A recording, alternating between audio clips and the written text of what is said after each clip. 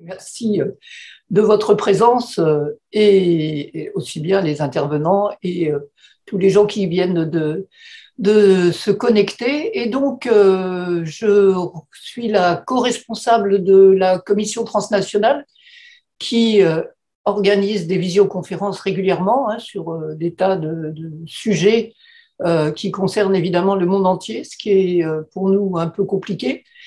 Et donc, nous avons organisé dernièrement donc sur l'Amérique latine, sur l'Union européenne et l'Afrique, etc. Et aujourd'hui sur l'aide française au développement ou l'aide publique au développement plutôt. En sachant que nous avons travaillé là-dessus et Christine qui est là aussi en particulier et depuis des années par ailleurs, parce que nous avons nous étions beaucoup à considérer que l'aide française au développement ou l'aide publique au développement, telle que la loi la loi qui a été revotée il n'y a pas longtemps, était non seulement insuffisante, mais extrêmement contre-productive par rapport au pays qu'elle était censée aider.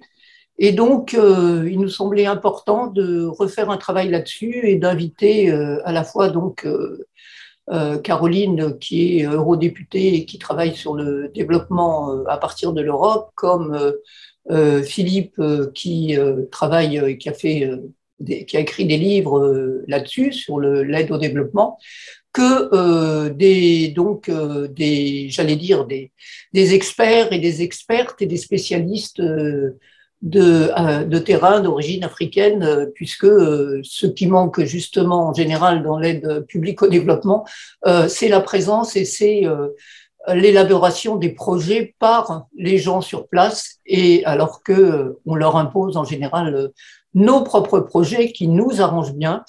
Donc, j'espère qu'on pourra continuer à travailler sur ce sujet à partir aussi de cette visio. Et je te passe la parole, Ada. Voilà. De toute façon, tu as bien présenté les choses. Si je peux ajouter deux ou trois mots, c'est pour dire que depuis des décennies, la question de l'aide publique au développement, dans le discours, c'est une aide qui est apportée aux pays aidés. Après, quand on fait l'analyse et quand on fait le compte, finalement, ce n'est pas aussi simple que ça, et pour plusieurs raisons. Le flux financier n'est pas nord-sud, il est aussi sud-nord. Est-ce qu'il est plus important ou moins important? La question qui se pose aussi, est-ce que cette aide, elle est liée, elle est désintéressée, elle n'est pas? Donc, voilà. La France donc, intervient dans ce domaine-là depuis très très longtemps. Et la question qui se pose, est-ce que cette intervention de la France a été quelque chose qui a pu apporter au pays dit aidé ou non? Donc, et il nous a semblé important d'avoir une vision institutionnelle. Le Parlement européen, c'est très très important, justement. Les parlementaires, on travaille dessus. La recherche, ça permet de montrer ce qui est fait et quels sont les résultats, ou en tout cas, ou les débouchés de ce type de mouvement financier et autres. Et puis surtout, il nous a paru aussi important qu'il y ait des personnes vivant ou travaillant dans des pays africains pour nous dire ce qu'il en est. Voilà. Donc, on a 4 intervenants. Et donc, je vais commencer par donner la parole et aux uns et aux autres. Et donc, chacun je pense qu'il faut commencer par une petite présentation de chacun. Et puis, vu le nombre d'intervenants, je pense un quart d'heure d'intervention pour chacun. Je sais pas, j'ai cru comprendre que ça serait Philippe, après Caroline, après Chérif et après Mariam. C'est ça l'ordre? C'est bien Si ça. je ne me trompe pas. Voilà, merci. Philippe, à toi. Merci pour l'invitation. Alors oui, me présenter très rapidement, maître de conférence à l'Université de Paris 1. J'ai fait des longs séjours de terrain pendant une dizaine d'années, Mauritanie, Turquie, Biélorussie. Et je travaille sur les problèmes de coopération de façon plus ou moins directe depuis une quarantaine d'années, euh, à travers l'université, les ONG et ben, la recherche, évidemment. Voilà, bon, pour cette présence. Puis, j'ai donc publié un livre récemment dont je vais reparler tout à l'heure. Voilà, donc le thème, c'est quelle aide pour quel développement. Si je reprends les deux termes, l'aide, ben, manifestement, elle a augmenté de manière spectaculaire sur le plan quantitatif récemment. Et le développement, eh bien, de façon tout aussi spectaculaire, on se pose des questions. Je pense qu'il a stagné, voire même régressé après le Covid. Je me souviens de l'intervenant à RFI, c'était un Tchadien qui disait que son objectif, c'était de revenir à la pauvreté. C'est ce qui en dit long. Bon, par ailleurs, j'ai eu l'occasion de voir quelques statistiques récemment sur les taux de pauvreté dans divers pays africains. Tanzanie, c'est 40%, Madagascar, Nigeria, 70%. Bon, si on prend ce recul de plusieurs décennies d'aide au développement, comme tu le disais, Ada, je pense que l'idée d'échec est très présente. Alors, mon intervention s'appuiera sur deux ouvrages que j'ai publiés en 2021, qui sont consacrés à l'aide publique au développement et qui s'appuient sur des travaux réalisés pendant 10 ans dans 4 masters de l'Université de Paris 1. Donc, beaucoup d'archives et plus de 1000 entretiens réalisés avec les acteurs de l'aide publique au développement. En fait, dans ces livres, ce sont eux qui s'expriment, puisque moi, je n'ai fait que restituer des entretiens. Et il faut peut-être noter que la plupart des interviewés ont requis l'anonymat. Donc, ce qui pose quand même une question, parce que si on est face à une politique vertueuse comme on nous la présente régulièrement, pourquoi requérir l'anonymat? C'est quand même un problème. Bon, en tout cas, la principale conclusion de ce livre, c'est la continuité. Hein. J'ai remarqué qu'à 30, 40, 50 ans d'intervalle, on retrouve finalement, à travers les archives et les entretiens, qui sont finalement des sources primaires très intéressantes en général, eh bien, on retrouve un peu les mêmes idées et même parfois les mêmes termes.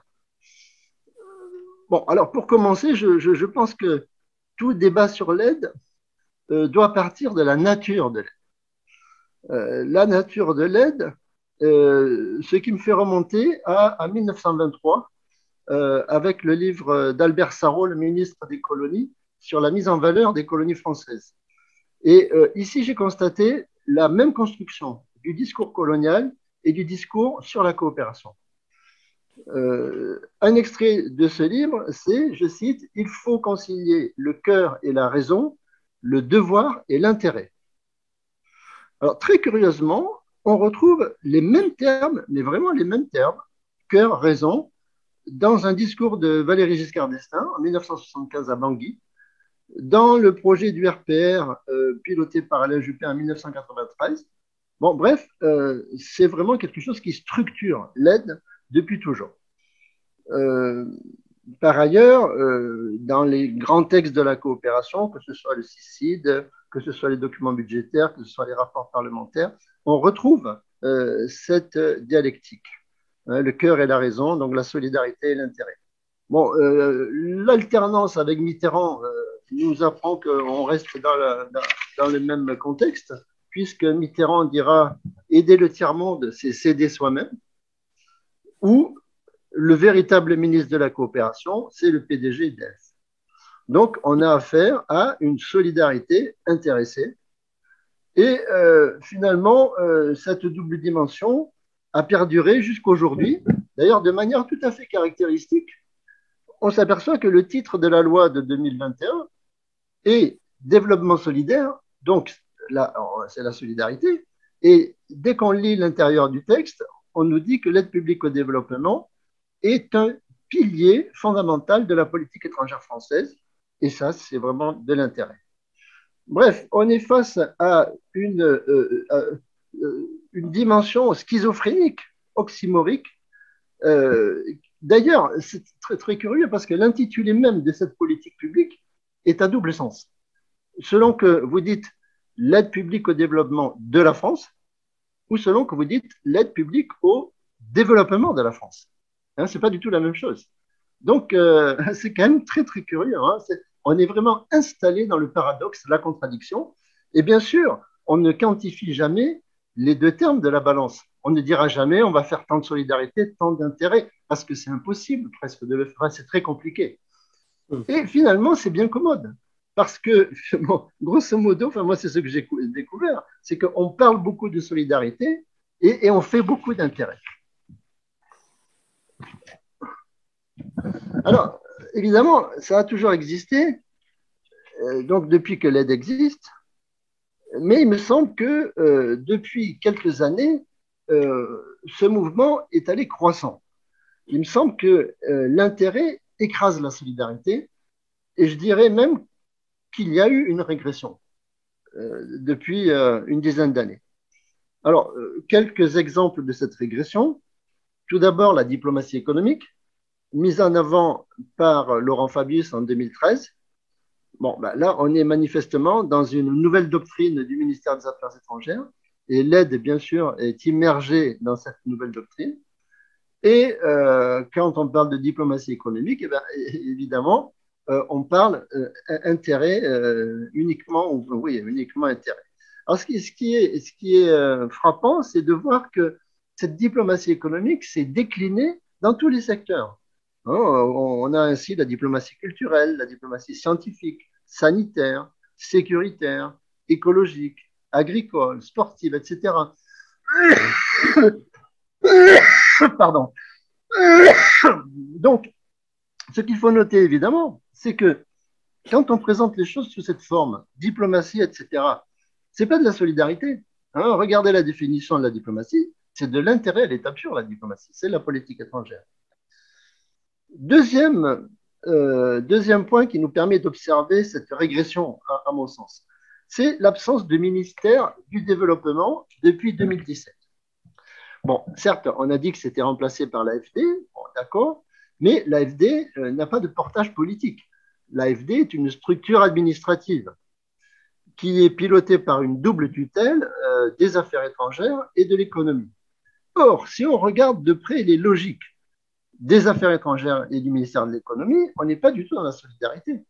Le MAE, c'est l'influence, hein, ça on l'a vérifié à travers quantité d'interviews. Et Bercy, eh bien, c'est le retour sur investissement. Donc, d'où la question, où est la logique de solidarité? Et j'avoue, moi, que je ne l'ai pas trouvé. Je ne vois pas qui défend la logique de solidarité actuellement. Alors, il y a également des comportements plus anciens qui perdurent et qui nous montrent que cette dimension intéressée est plus que jamais présente. Bah, tout d'abord, et alors ça c'est curieux parce que ce sont des thèmes dont on parle en général peu. Bon, j'ai trouvé très peu d'articles sur ce dont je vais vous parler tout de suite. Tout d'abord, le taux de retour. Bah, le taux de retour, franchement, il n'y a pas d'article là-dessus. En tout cas, moi, je n'ai pas trouvé. Si vous pouvez m'inciter, très, très bien. Mais le taux de retour, c'est ce que tu disais, Ada, c'est ce qui revient au donateur, hein, c'est-à-dire on donne de la main droite et on récupère par la main gauche. Bon, dans les années 70, le ministre de la Coopération, Yvon Bourges, écrit dans un article dans la revue Défense nationale que 80% de l'aide revient en France, hein, sous forme de salaire, notamment. Mais d'ailleurs, bon, on connaît bien les salaires des experts hein, quand il y a des projets. Donc, alors, bon, enfin, je ne l'ai pas ici, mais je n'ai pas la citation, mais en tout cas, il chiffre ce retour à 80%. La CEDES, qui est un organisme qui avait travaillé sur ces questions de retour, avait chiffré le retour bilatéral à 70% et le retour multilatéral à 90%. Bon, c'est tout à fait considérable.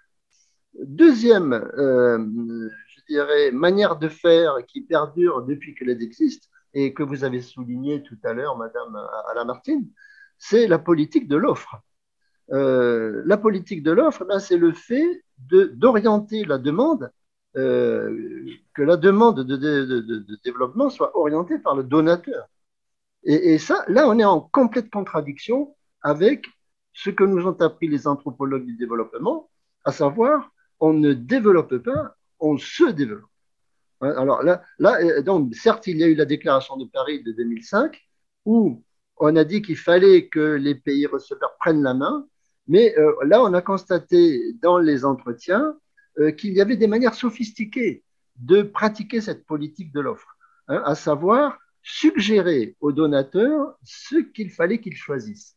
Bon, voilà, c'est quand même terrible, hein. En disant aux donateurs, par exemple, vous savez, là, c'est pas la peine d'y aller, hein, sur ce secteur, c'est pas la peine. En revanche, là, oui, on finance.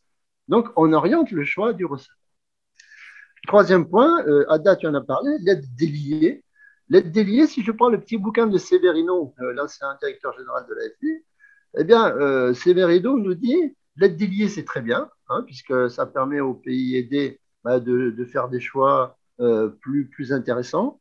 Et la France fait beaucoup d'aides déliées. Bon, on a tendance à dire, c'est bien, la France est vertueuse. Et quand on regarde de plus près, c'est pas aussi simple. Pourquoi? Parce que dans le cadre de l'aide déliée, on a tendance à prendre le pot commun. Et comme on a des solidarités historiques et géographiques avec plein de pays receveurs, en Afrique notamment, c'est plutôt une bonne opération. Donc, tous ces éléments font que on a du mal à répondre à l'objectif premier de l'aide au développement, qui est la lutte contre la pauvreté. Ça, c'est un objectif qui apparaît tout le temps. Et là, on a du mal. Alors là, je peux donner quelques éléments, tirés notamment des statistiques du CAD, Comité d'aide au développement de l'OCDE, sur le temps long, sur 3, 4, 5 décennies. On voit bien que l'aide va de plus en plus au PRITI et au PRIT, c'est-à-dire pays à revenus intermédiaires, tranche inférieure ou tranche supérieure, et elle va de moins en moins au PMA et au PFR. Bon, si on regarde les statistiques des 10 premiers receveurs de l'aide, on voit que les PMA ont disparu. Dans la revue par les pairs de 2018, il n'y a plus de PMA, ce qui est quand même assez étonnant. Bon, par ailleurs, si on regarde les statistiques du CAD concernant la santé primaire et l'éducation de base, parce que là, il faut faire attention. On peut dire, oui, la santé, l'éducation, c'est le développement. Sauf que quand on raisonne de façon globale, c'est très pervers, parce que la santé, ça peut être l'équipement high-tech d'un hôpital dans une capitale, et l'éducation, ça peut être des bourses à des gens qui ont déjà, je pense, en tout cas, qui ne sont pas particulièrement dans le besoin, on va dire. Bon, si on regarde la santé primaire et l'éducation de base, là, les statistiques que l'on retrouve de manière globale dans la santé et l'éducation sont beaucoup plus basses.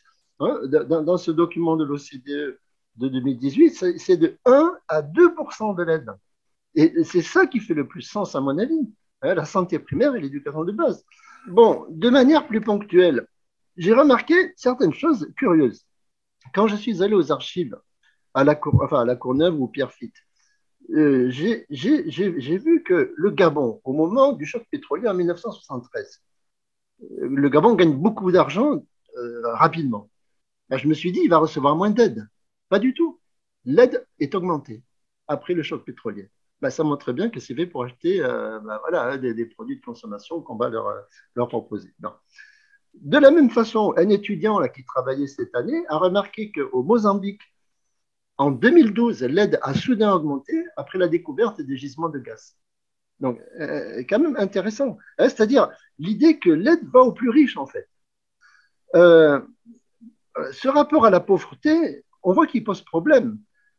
Si on lit les deux interviews de Macron en 2021, interview sur l'aide au développement et l'Afrique, dans le JDD et dans le livre de Glaser, eh bien, on s'aperçoit que Macron parle de l'aide, mais ne prononce jamais le mot pauvreté. C'est révélateur.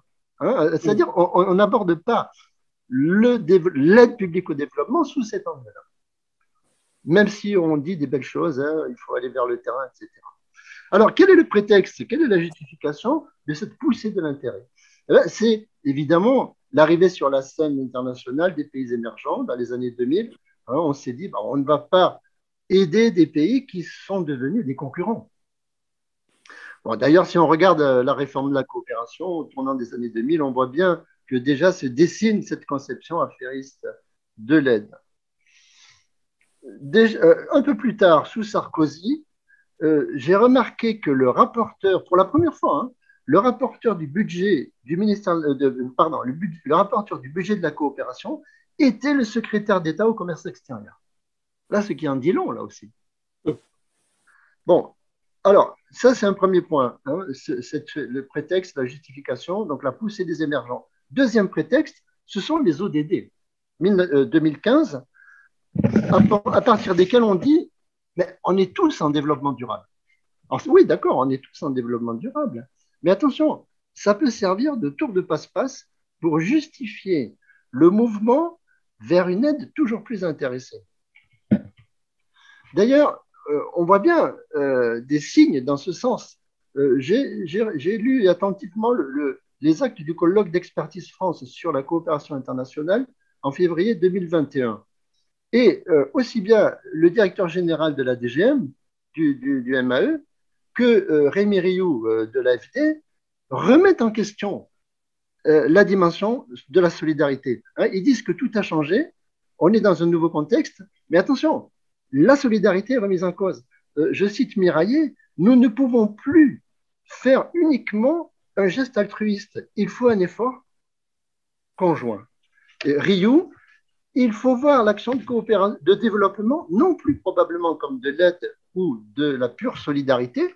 C'est très bien, c'est très respectable la solidarité. Mais plus profondément, je crois que c'est un investissement dans des solutions dont on va, excusez-moi, j'ai du mal à me relire, bon, ensuite s'inspirer pour notre propre transformation. Bon, le mot est lâché, c'est le mot investissement. D'ailleurs, le nouveau terme apparemment pour qualifier l'aide, ça va être investissement solidaire. Et le terme investissement, ben, on sait très bien que c'est la logique du Trésor. Et tout ça est très cohérent, vu que le bureau qui s'occupe de l'aide au développement, il est au Trésor. Bon, pour terminer, je ferai référence à ce qu'on a entendu depuis plusieurs mois. Depuis plusieurs mois, on nous parle de nouveaux paradigmes en matière d'aide. On nous dit qu'il y a une révolution copernicienne du développement. On nous parle de nouveaux partenariats. On nous dit qu'il faut être plus proche du terrain. Il faut faire avec et non plus pour l'Afrique.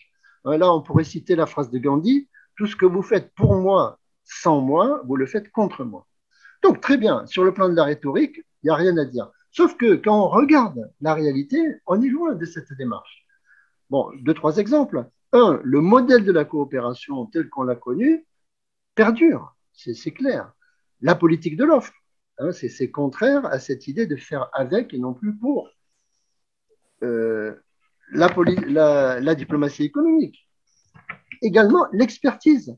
Hein, quand on lit la conclusion du Conseil national du développement qui a eu lieu il y a quelques mois, eh bien, on s'aperçoit que le nombre d'experts va être multiplié par 2. Or, qu'est-ce que c'est qu'un expert? Un expert, c'est celui qui sait. Ce n'est pas celui qui va essayer d'accompagner quelqu'un d'autre dans son développement. C'est plutôt c'est quelqu'un qui va imposer ce qu'il connaît, ou en tout cas, il y a une forte dimension qui va dans ce sens. Bon, par ailleurs, le terme partenariat, à mon avis, que l'on entend partout, ce terme n'est pas adapté. Pourquoi? Parce que le partenariat suppose une relative égalité. À la limite, on peut parler de partenariat avec les super émergents. Mais autrement, ce n'est pas du partenariat, c'est du clientélisme, dans l'écrasante majorité des cas. Donc, l'impression que tout cela nous donne, c'est que le discours est bien maîtrisé, mais évidemment, le reste ne suit pas. Et si on reprend ce que disait Bertrand Badi à propos d'Emmanuel Macron, en tant que professeur, s'il avait à noter l'étudiant Macron, il lui mettrait 18 en dissertation, mais pas la moyenne en travaux dirigés. Voilà, donc pour revenir au point de départ, il y a une augmentation de l'aide, d'accord, mais à mon avis, le problème n'est pas quantitatif, c'est un problème qualitatif, ça je pourrais en parler dans le débat, parce que je crois que j'ai épuisé mon temps. Oui, merci beaucoup Philippe. Ben, effectivement, la boucle est bouclée. Ce qu'on entend, c'est qu'en fait, on parle d'aide, mais l'aide, il faut que plutôt aller voir du côté de la réalité. Et la réalité, c'est plutôt un investissement. Et là, on est en pleine attitude d'oxymore et de discours, en tout cas qui ne correspond pas à la réalité. Et justement, ce nouveau paradigme de partenariat qui suppose une forme d'égalité, or on est dans une relation inégalitaire. Ce nouveau paradigme de partenariat est depuis longtemps utilisé par l'Union européenne et par l'Europe. Et justement, la France est une illustration.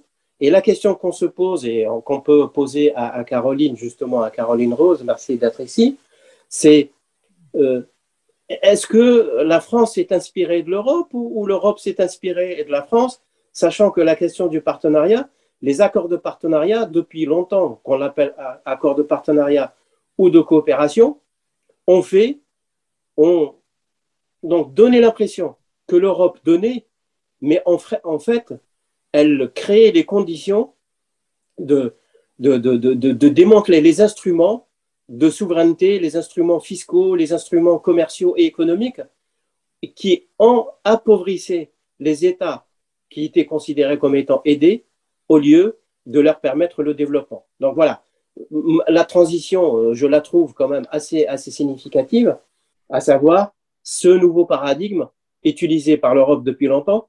Qu'en est-il? Est-ce qu'il permet le développement ou c'est aussi l'Europe qui le fait à l'image de ce que fait la France et sur des échelles géographiques beaucoup plus grandes? À vous, Caroline. Tout d'abord, merci à François et à Régis pour avoir organisé ce webinaire et merci aux intervenants. Merci Philippe pour votre intervention. Ça va rejoindre un petit peu ce que je vais dire au niveau européen. Je vais prendre une petite minute pour me présenter. Donc moi je suis donc Caroline Rose, je suis députée européenne, j'appartiens à Europe Écologie Les Verts. Je suis au sein du Parlement européen dans la commission développement, la commission pêche et la commission développement régional. En mots d'introduction, je vais dire que l'aide au développement, en fait, et plus largement nos politiques de développement, puisque bon, on ne va pas parler que de l'aide financière, c'est un sujet qui est particulièrement important. On a vu ce qui s'est passé il y a 2 semaines, donc ce que je disais tout à l'heure par rapport au sommet Union européenne-Afrique, avec la promesse, encore une fois, de changer nos relations avec l'Afrique. Mais dans la réalité, on voit que le principal objectif pour l'Union européenne, ça a été de signer des accords avec des pays africains pour réguler les flux migratoires, pour externaliser la gestion des frontières. Et puis, on voit aussi l'échec de ces discours avec la réalité de l'inégalité d'accès. Quand on a vu ce qui s'est passé pour le Covid, on voit les inégalités d'accès aux vaccins entre pays développés et les pays en développement.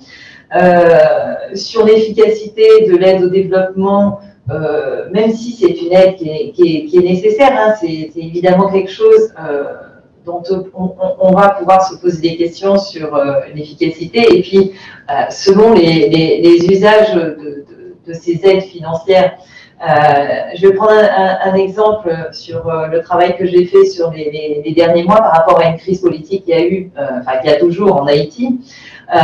On voit bien que malgré les nombreux fonds d'aide au développement que reçoit le pays depuis des années, ça ne fonctionne pas parce qu'en fait le premier problème, il est lié à la crise politique. Dans la communauté internationale, elle est en partie responsable. Mais ça, j'y reviendrai un petit peu sur le détail après. C'est un peu pour ça que les écologistes ils militent plus largement pour la cohérence de toutes nos politiques publiques avec nos objectifs de développement, puisque on veut sortir de la logique traditionnelle de financement aux pays en développement, porter un message qu'il faut que l'ensemble de nos politiques publiques européennes ne nuisent pas aux populations dans les pays en développement, notamment dans les pays les moins avancés.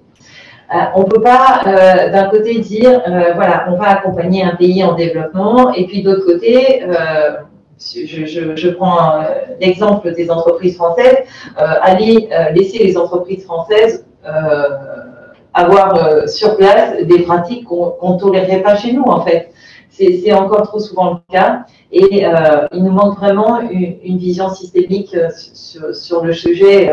Si je prends par exemple sur les accords de commerce, on a l'accord de commerce Union européenne-Mercosur, avec la problématique de déforestation et puis l'accaparement des terres des peuples autochtones. Donc, ça fait partie de ce que signe l'Union européenne. D'un côté, on dit on va les accompagner, mais d'un autre côté, on n'aimerait pas qu'on nous fasse ça chez nous. Et puis, on a aussi un enjeu qui est croissant, qui va se rajouter à tout ça, c'est l'adaptation au changement climatique pour les pays en développement. Parce que c'est ces pays-là qui seront les premiers à être gravement touchés. On voit ce qui se passe actuellement sur Madagascar avec des personnes qui vont être déplacées climatiques, puisque ils vont pas, ces personnes-là ne demandent pas à partir de chez eux, seulement ils vont plus pouvoir avoir une culture puisqu'ils sont en état de sécheresse actuellement.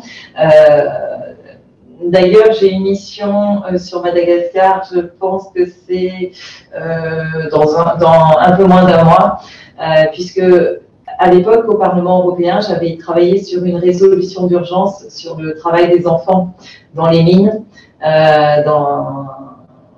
C'était un minerai, je crois que c'était le mica.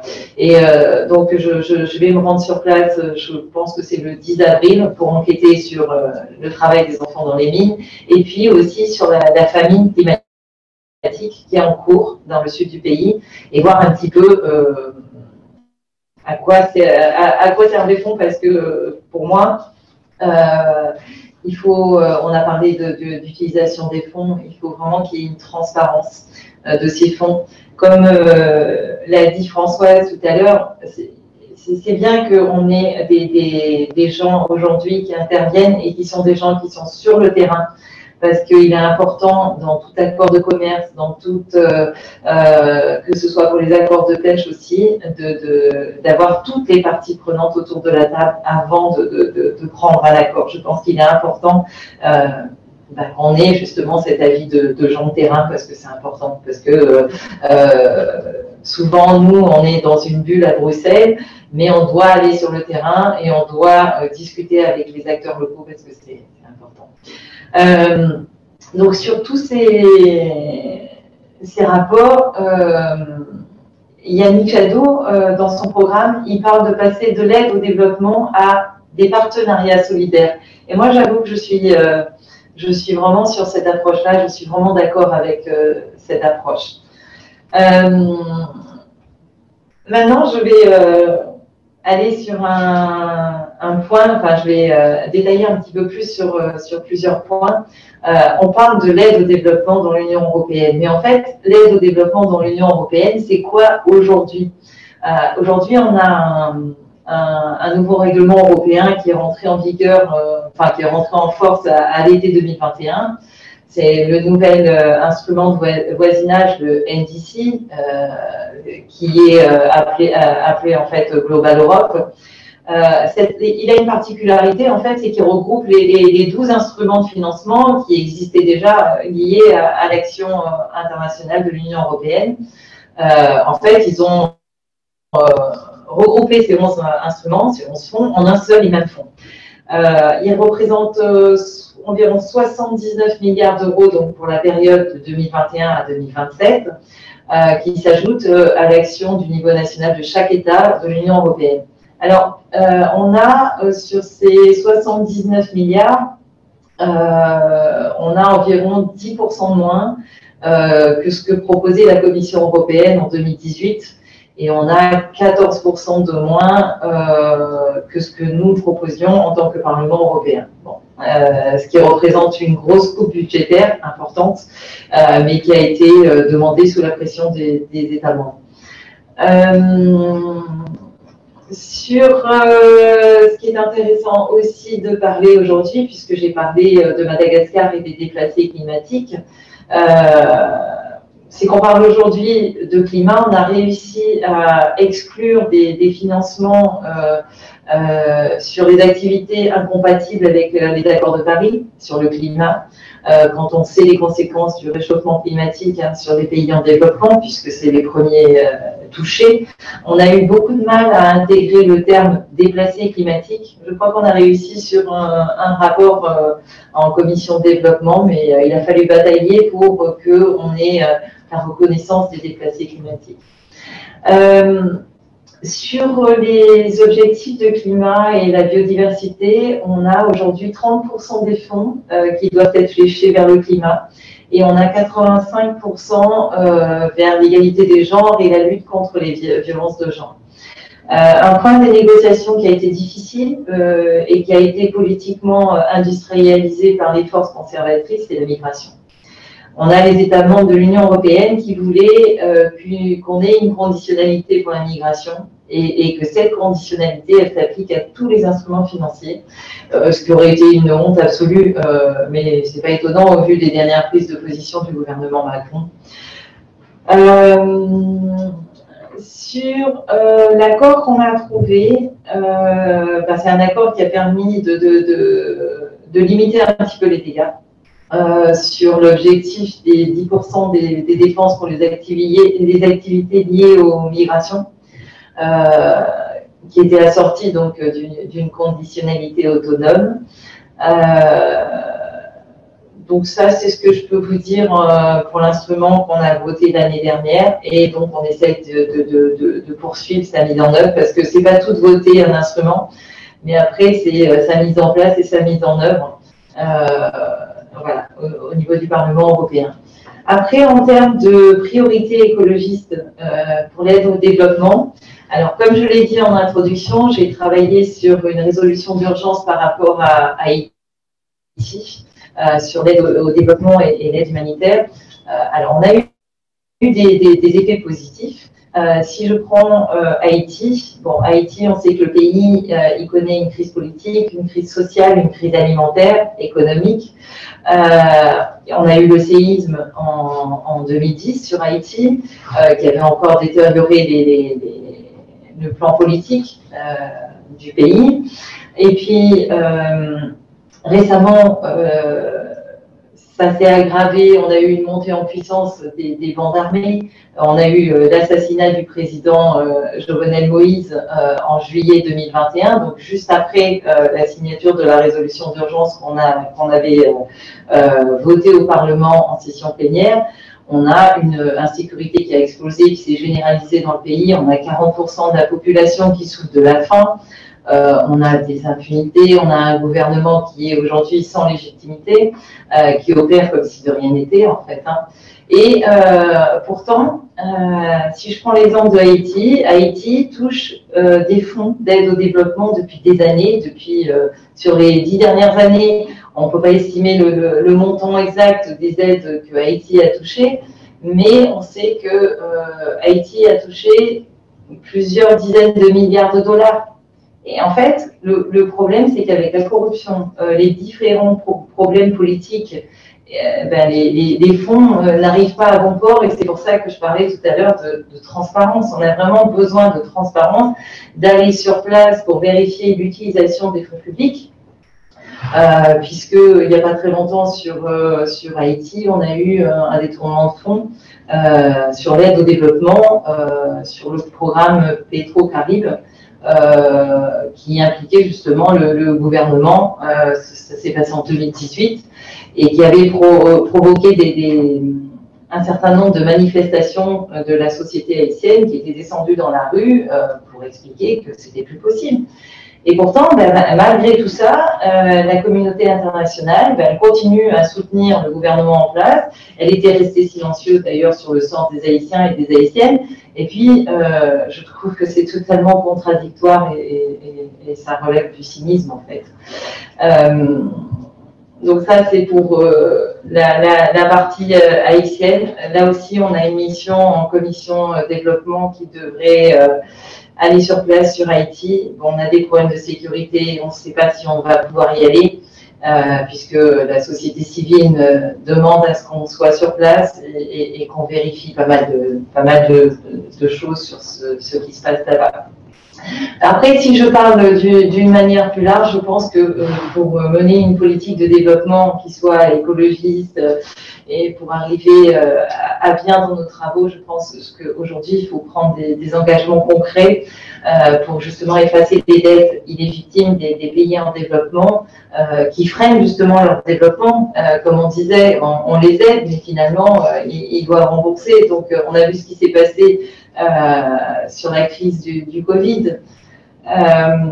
Après, on doit aussi augmenter nos financements internationaux à l'adaptation au changement climatique. Parce qu'on parle de changement climatique, les déplacés climatiques, et on l'avait promis il y a une dizaine d'années à peu près. Et je pense qu'en tant qu'écologiste, on doit demander actuellement qu'une partie des fonds générés par le futur mécanisme de la taxe carbone liée aux frontières soit redistribués aux pays les moins avancés et les plus vulnérables au niveau du changement climatique. Après, je pense qu'il faut qu'on revoie un petit peu certaines choses au niveau de nos politiques, la politique commune agricole, la PAC, qu'on doit revoir. Si je prends l'exemple des pays d'Afrique, la PAC, elle nous permet d'exporter à bas prix du lait en poudre en Afrique de l'Ouest, et ça tue le marché local et les communautés pastorales. Et puis, en signant les accords de pêche, on signe des accords de pêche. Là, je reviens du Sénégal sur un accord de pêche Union européenne-Afrique, enfin Union européenne-Sénégal, qui a été signé. En fait, on envoie de l'argent au Sénégal et en fait, nous, on va surpêcher chez eux et on va préserver leurs ressources.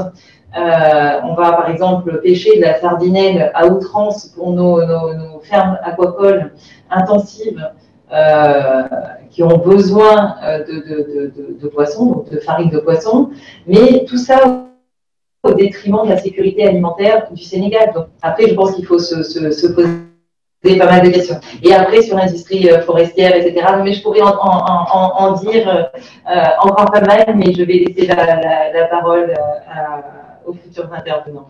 Merci beaucoup à vous. Oui, merci beaucoup. Merci beaucoup, Caroline. Alors, moi j'ai relevé deux nuances entre vous, mais j'en parlerai de deux, à savoir la question du partenariat solidaire. Donc, est-ce qu'il ne s'agit pas d'un oxymore encore ou d'une contradiction? Ça, c'est vrai. Donc, on se poserait en tout cas la question.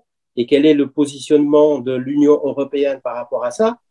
L'autre question, c'est la question écologique, donc qui depuis longtemps pose question aux pays en développement, aux pays qui veulent se développer et qui peut constituer un frein au développement, au modèle de développement qui est le modèle en fait, le modèle occidental ou le modèle des pays développés. Et enfin, une question beaucoup plus large. Quel est le poids du Parlement européen par rapport à ces politiques et dans quelle mesure vous arrivez-vous, les parlementaires européens, à faire infléchir la politique de la Commission européenne en fait et du Conseil européen? Donc voilà, vaste sujet, je pense. Mais avant peut-être de répondre à ces questions, on laisse la parole à nos deux témoins et puis on revient sur si vous en êtes d'accord. Hein. Donc, voilà. Voilà, maintenant, je pense qu'il y a Chérif, si j'ai bien compris, Chérif Salif, s'il peut apporter son témoignage en essayant de faire une intervention d'une dizaine de minutes, si c'est possible. Mais Chérif Salif, donc, je vis au Sénégal à Dakar, je suis enseignant et chercheur à la retraite. Je suis actif dans la société non politique Et comme Philippe, j'interviens également à Paris 21-Sorbonne, mais à l'IEDS, dans le comité scientifique de la Revue internationale pour le développement. La revue de François Pérou. Donc, je voudrais d'abord dire, je vous remercie d'abord pour l'invitation, mais je voudrais d'abord dire que l'idée de l'aide publique au développement n'est ni une idée française, encore moins une idée européenne. C'est une idée américaine au sortir de la Première Guerre mondiale. Je crois que c'est ça. Les Américains, à ce moment-là, avaient parfaitement compris l'importance d'élargir le libre-échange à toute la planète. Et à la faveur de la Deuxième Guerre mondiale, la fin de la Deuxième Guerre mondiale, après le plan Marshall, le monde est devenu extrêmement liquide et les États-Unis sont devenus la première puissance mondiale en termes de réserves d'or stockées chez eux par rapport à leur monnaie, mais également par la bourse de New York. Et ils avaient compris que cette puissance dont ils jouissaient était le produit du libre-échange avec l'Europe et que ce libre-échange, il fallait l'étendre à l'échelle de la planète. Et survient au même moment une surliquidité très importante qui a donné ce que tous nous connaissons, c'est-à-dire l'endettement forcé. L'endettement forcé, avec le premier défaut du Mexique en 1980, a ouvert la porte au Fonds monétaire et à la Banque mondiale pour intervenir dans les pays dits sous-développés. La France avait tout de suite compris qu'il ne fallait pas laisser l'espace aux États-Unis. Elle s'est donc accrochée à l'idée, à la politique en tout cas, de l'aide publique au développement. Depuis, les mêmes questions se posent depuis 1970, que ce soit au sein de l'OCDE ou au sein des pays bénéficiaires de l'aide publique au développement. Ces questions sont celles-ci. L'aide est-elle efficace? Est-elle neutre? Est-elle désintéressée? C'était des questions de fond. Les réponses demeurent également les mêmes pour les populations des différents pays, mais pas pour les gouvernements. Et ça me fait penser au récent sommet de Bruxelles. Pendant que les chefs d'État et de gouvernement continuent à demander de l'aide, les peuples dans le Sud et les sociétés civiles demandent l'arrêt du colonialisme collectif des pays de l'OCDE. Voilà la situation telle qu'elle se présente. Ces mêmes populations demandent la formulation d'alternatives en matière de coopération nord-sud, en matière de gestion et de management des grandes institutions internationales également. Je reviendrai donc là-dessus. Il y a 2 semaines, 13 pays d'Afrique de l'Ouest se sont réunis au Sénégal pour réfléchir sur l'efficacité de l'aide publique au développement. Je préfère à ce stade passer à des choses concrètes. C'était une grande occasion.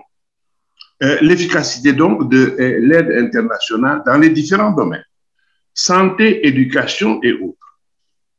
J'ai été le consultant chargé de faire l'étude qui leur a été soumise pour porter les réflexions. Et j'ai donc évoqué la décision de la CA, la Commission économique des Nations Unies pour l'Afrique, dont j'étais l'expert, qui en 2009, conscient des revendications des peuples, des organisations, mais également des chefs d'État sur l'utilité et l'efficacité de l'aide publique au développement, avait lancé une série d'études, 7 au total, sur différents pays selon les 5 régions du continent africain. J'ai été un de ces experts chargés d'étudier l'efficacité de l'aide publique, c'est-à-dire comment était utilisé efficacement ou non le peu, ou en tout cas les ressources reçues par un pays pour les affecter dans les différents secteurs. Les 7 études sont arrivées à la même conclusion. C'est-à-dire que l'aide était efficace lorsqu'elle était bien utilisée, lorsqu'elle répondait à des critères de bonne gestion, de refus de la corruption et de la reddition des comptes sur ces aspects. Toutes les études étaient conscientes de cela. Mais sans entrer dans l'idée, hein, je l'ai dit, sans entrer dans ce qui est ma conviction, je l'ai dit tout à l'heure, c'est ma conviction, l'aide est un instrument de domination tel qu'il fonctionne aujourd'hui. C'est un instrument, comme je l'ai dit, du colonialisme collectif des pays de l'OCDE. Et donc, j'ai dit dans cette réunion que toute assistance a des effets pervers. Ce que je préfère situer dans un premier temps nos propres responsabilités, c'est-à-dire la responsabilité des pays africains. C'est ainsi que l'idée donc de l'efficacité de l'aide est agitée tout le temps. L'argument qui est mis en avant est le fait que les gouvernements utiliseraient avec plus de rationalité l'argent qu'ils doivent rembourser plutôt que l'argent qu'ils peuvent utiliser comme ils le souhaitent. Mais j'ai attiré également l'attention sur ce que disait Marcel Mauss, lui aussi. Hein. Il a suffisamment attiré notre attention sur les dons et les contre-dons. Quels soient, disons, avec contrepartie ou sans contrepartie. D'ailleurs, il jouait avec les mots gift. Le don qui signifie gift en allemand, poison, et gift en anglais qui signifie effectivement don, donner à quelqu'un. Donc, voilà la situation à laquelle il fallait répondre pour la société civile africaine, qui portait l'argument et partageait cet argument. En réalité, disait-elle, l'aide est plus efficace, et l'aide, disons, profite aux pays donateurs plus qu'aux pays receveurs. J'ai répondu que à cette question, je dirais oui et non. Pourquoi oui? Parce que moi-même, j'ai été conseiller technique du président de la République et je m'occupais de ces questions. J'ai été directeur national d'une structure très importante sur l'étendue du territoire qui s'appelait l'Agence nationale de conseil agricole et rural. Et il m'arrivait de recevoir des propositions d'aide, d'accord?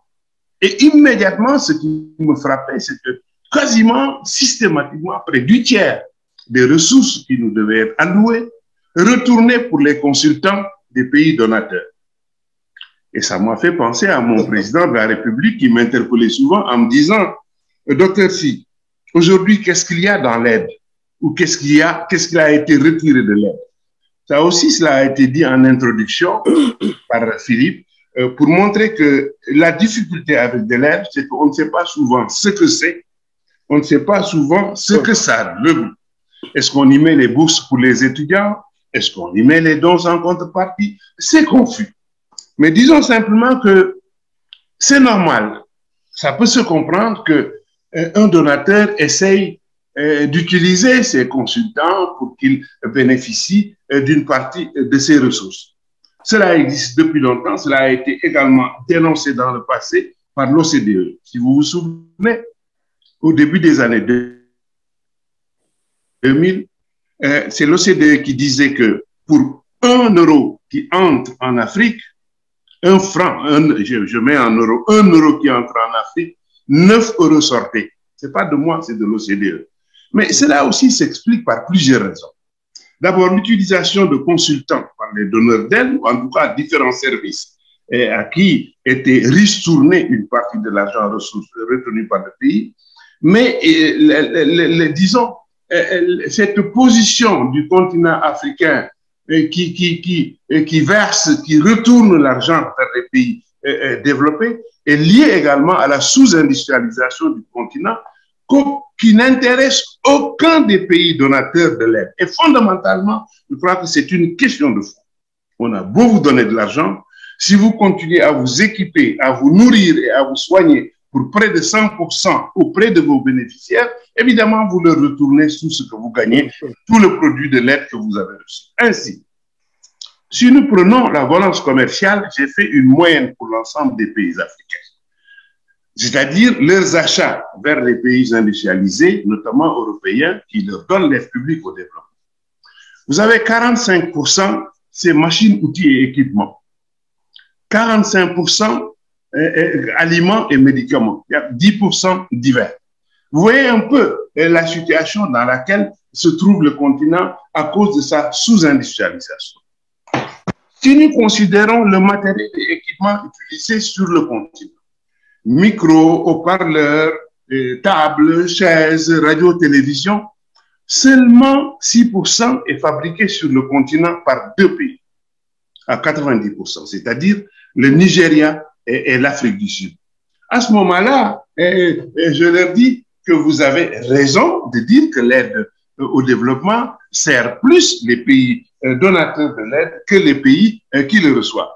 C'est pour ça que il nous a fallu très tôt, dès la fin des années 70, nous fûmes la première organisation de la société non politique, le Forum du Tiers-Monde, dirigé à l'époque par le professeur Samir Amin, que j'ai remplacé comme président du Forum à son décès en 2018.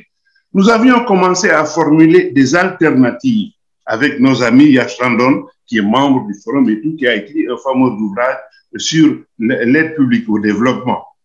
Nous avons réfléchi donc sur une stratégie de sortie de l'aide publique au développement. Et nous avons, notre première position, c'est de revenir, de proposer que l'on revienne à un ancrage sur la population et ses besoins. Dans les politiques de coopération avec l'Europe, de plus en plus, on met en avant les droits civils et politiques, les droits individuels, mais de plus en plus, les droits des peuples sont laissés de côté. Je pense que c'est une situation inadmissible. C'est une situation inacceptable. C'est pour ça qu'il faut clairement formuler 2 types de solutions. Pourquoi 2 types de solutions? C'est-à-dire comment réformer, faire les réajustements nécessaires pour que l'aide soit utile à ceux à qui elle est destinée, mais ensuite passer à d'autres types de réformes. D'abord, je crois qu'il faut passer à une meilleure gestion de la dette parce que tout simplement, il n'existe pas au monde, en tout cas aujourd'hui, il n'existe pas au monde un pays qui réunit dans ses frontières des ressources qui lui sont nécessaires pour son développement. Autrement, les États-Unis ne seraient pas le pays le plus endetté au monde. Ils ne seraient pas aussi le pays qui a inventé le brain drain, l'attirance des cerveaux. Je crois que c'est une question de fond. Ce que je veux dire, c'est que je peux être d'accord avec les chefs d'État africains au sommet de Bruxelles pour continuer à réclamer de façon responsable, évidemment, l'aide publique au développement, mais à condition qu'ils apportent la garantie que l'aide sera gérée, qu'ils soient conscients de leurs responsabilités en termes de redevabilité, mais également en termes de reddition des comptes. Et la reddition des comptes devrait concerner les 2 parties. À ce moment-là, il faut revenir sur ce que nous avons considéré comme société non politique à Accra en 2009, c'est-à-dire réfléchir davantage sur l'appropriation de l'aide. L'appropriation, c'est le levier fondamental pour que l'aide soit efficace dans son environnement. C'est-à-dire que l'appropriation représente la capacité des pays à exercer une réelle politique, une réelle maîtrise sur leur politique et leur stratégie de développement auxquelles les pays donateurs d'aide devraient s'adosser. Malheureusement, le plus souvent, les pays donateurs ne tiennent nullement compte des stratégies de développement des pays. Aujourd'hui, c'est la charité business. Visitez nos pays et les ambassades. Chaque ambassade a son conseiller de presse, souvent recruté localement, à sa caméra maintenant. On vous offre des balles de tennis pour 1 000 € et on fait déplacer tout le gouvernement pour 10 000 € de carburant pour aller récupérer le don. C'est des absurdités, je crois, dont il faut sortir. Le deuxième élément, après l'appropriation, c'est l'alignement. Pourriez-vous conclure avec ça, s'il vous plaît? Oui, l'alignement, c'est un problème de fond. C'est un problème très important qui fait qu'il n'est pas acceptable que chaque donateur vienne avec sa valise, avec sa propre stratégie, sans concertation avec les autres, et chacun va dans la direction souhaitée. Il faut également l'harmonisation, la gestion axée sur les résultats, et je viens de le dire, la responsabilité mutuelle. Je crois que c'est seulement à ces prix.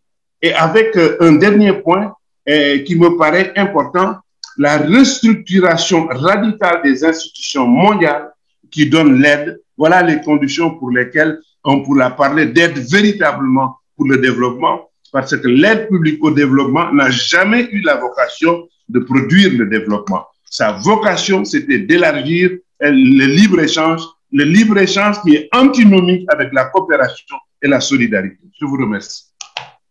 Merci beaucoup, c'est très éclairant, d'autant plus que vous vous appuyez sur une expérience, mais votre développement pose la question quand même fondamentale de la question de l'aide. Est-ce que les pays receveurs d'aide sont en capacité d'imposer ces critères ou ces conditions pour pouvoir, faire de telle sorte que l'aide puisse contribuer véritablement au développement. C'est pourquoi j'ai parlé de colonialisme collectif dont il faut sortir. Oui, tout à fait. Oui, voilà. Donc, merci beaucoup. Votre intervention pose énormément de questions aussi. La parole maintenant à Madame Mariam Sow. Est-ce que vous êtes là? Vous nous entendez? Voilà. Donc, merci beaucoup. Bonsoir. Bonsoir tout le monde. Et merci beaucoup. Moi, je crois que je vais partir d'un exemple concret. Là, au Sénégal, si je prends un peu sur la vision d'Enda Tiers-Monde, le réseau que je préside, qui est parti depuis des années pour penser effectivement sur le développement et en pensant qu'il faut partir de la recherche, mais aussi de l'action avec les communautés, comment redonner les communautés la parole, comment arriver à prendre conscience d'un certain nombre de situations que nous vivons actuellement et que l'avenir nous a donné raison, c'est dire revoyons nos systèmes de production, nos systèmes de gouvernance de ressources, nos systèmes de savoir paysan, savoir scientifique. Ça a été difficile, mais aujourd'hui, la réalité est là. Et nous pensons que, et tout le monde est convaincu qu'il faut changer de paradigme. Et ces changements de paradigme ne peuvent pas aller au-delà de retourner à la base avec ces communautés. Sur de l'aide qu'on propose, tant que cette aide-là ne vise pas ces communautés locales, ce qu'elles sont en train de vivre dans leur terroir actuellement et concevoir des modèles de développement adaptés à nos conditions, on va continuer à parler, à crier, mais on n'ira pas. On va toujours retomber là où on était, à la case de départ. Et si je prends l'exemple d'aujourd'hui, où j'étais avec la caravane de la DITAES, c'est la dynamique sur la transition agroécologique, que l'ensemble des organisations de la société civile, les organisations paysannes, la recherche nationale et internationale, les élus locaux ont essayé de mettre en place pour contribuer, pour mutualiser leur savoir, leurs moyens et aller vers vraiment l'opérationnalisation de la transition agroécologique. Et là, on voit sur le terrain des femmes, des jeunes engagés pour mettre en place des systèmes de changement alternatifs à la situation actuelle. Mais on sent que cette mobilisation, ces engagements, ces initiatives que les populations prennent ne peuvent se concrétiser que si aujourd'hui la communalisation intégrale dont on parle, qu'on arrive à sa mise en œuvre de façon concrète, donc que les populations, les élus locaux arrivent à élaborer des projets qui sortent de la base et qu'on trouve des mécanismes, des moyens de financement. Donc, et c'est sur toute la chaîne, c'est pas seulement planter des arbres, comme on dit par exemple la muraille verte, mais c'est arriver à avoir des ancrages, des projets concrets qui calent avec la vie des populations, avec la vie de ces femmes braves que j'ai vues aujourd'hui dans le Baol, où c'est la saison sèche, les cultures hivernales sont terminées, mais avec un forage 10 hectares où les femmes ont réussi à mettre un périmètre maraîcher et qui donne. Mais c'est certain, s'il n'y a pas de mesures d'accompagnement pour la commercialisation, pour la conservation, pour une politique qui part du début jusqu'à la fin, ça n'ira pas loin. Donc, pour moi, je crois que on ne doit plus tergiverser. On doit aller carrément vers les territoires, vers les collectivités locales, avec une vision claire sur toute la chaîne de production jusqu'à la transformation et la commercialisation, donc une petite industrie rurale pour travailler aussi sur la consommation locale, les marchés locaux et essayer aussi d'avoir cette collaboration internationale, mais de façon équitable, comme plus inondés par des produits subventionnés dans nos marchés. Ah, on vous entend plus. Je crois qu'on a perdu la... Est-ce que vous nous entendez? Oui, effectivement. Oui. Elle avait des soucis de connexion tout à l'heure. Oui. Bon, soit on va pouvoir la récupérer, sinon on passe peut-être à la discussion. Et si quand on arrive à la récupérer, elle peut reprendre. Qu'est-ce que vous en pensez? Je peux te faire une proposition? Oui, vas-y. Je vois que dans l'audience, il y a Mamadou Mignane Diouf, donc qui est sociologue, hein, et qui est également coordonnateur du Forum social sénégalais et qui est impliqué dans le Forum alternatif donc mondial pour l'eau. Et donc, je sais qu'il est également très impliqué sur ces questions. Peut-être qu'il peut nous faire part de son témoignage aussi. Bah, oui, je suis d'accord. On lui donne quelques 5 minutes, si je puis dire. Comme ça, on pourra discuter un peu. Voilà, bonsoir à tout le monde. Bonsoir. Merci de nous avoir invités à cette discussion très importante. Je ne vais pas perdre beaucoup de temps, d'autant plus que les prédécesseurs ont dit l'essentiel, notamment dans le discours du professeur Salif Sy et ce que Marie Abso disait. Je vais prendre juste 2 exemples sur lesquels j'ai travaillé sur le terrain en Afrique et en Europe. La question de l'accès à l'eau potable et à l'assainissement. Sur cette question, il y a eu beaucoup d'argent qui a été envoyé comme aide publique au développement, particulièrement au Sénégal, mais dans cette aide aussi de l'Union européenne, de la France, de la Belgique, dans ces coopérations, l'aide retourne pratiquement à 95%. Comment l'aide retourne? Mais l'ensemble des travaux qui sont faits dans les programmes d'investissement, de canalisation, etc., tous ces travaux et tous ces programmes vont être confiés à des organisations européennes, particulièrement au détriment des organisations locales. Et on va dire, on va vous aider à faire la canalisation de Dakar à Saint-Louis, par exemple, mais après, on vous dit, ouais, vous allez donc prendre telle société, telle entreprise pour pouvoir mieux faire le travail et cet argent retourne. Mais même l'étude, souvent, ou les études, ce n'est pas les sociologues ou les anthropologues qui vont souvent le faire, ce sont des consultants étrangers, européens qui viennent et qui souvent, sur certaines questions, sont bloqués et font appel à des consultants juniors chez nous, mais pour nous dire, allez, est-ce que vous pouvez nous aider à aller à Podor, est-ce que vous pouvez nous aider à aller à Tamba, à Saint-Louis pour voir telle affaire? Et ce sont donc ces mécanismes comme ça qui font que quand on dit que l'aide n'est pas un facteur de développement, il ne l'est pas. Il est beaucoup plus un facteur de domination, d'exploitation et d'orientation. Autre exemple sur lequel, et là je crois que nous sommes en train de préparer le FAM qui va parler de tout ça et qui va revenir, mais en mettant aussi un autre exemple probant. C'est le cas des contrats d'affermage en Afrique où l'essentiel des contrats d'affermage sont entre les mains des multinationales européennes. Le dernier exemple qui a bravé toute la chronique pendant 3 ans ici, c'est le contrat d'affermage entre le Sénégal et Suez, qui s'est passé dans des conditions douteuses de corruption, de conflits d'intérêts, etc., que nous avons dénoncé pendant 2 ans, jusqu'à porter une plainte contre Suez en France, au tribunal de première instance de Paris, porter plainte dans tous les organes ici de contrôle au Sénégal, à la Cour des comptes, à la Cour suprême même, à l'OFNAC, etc.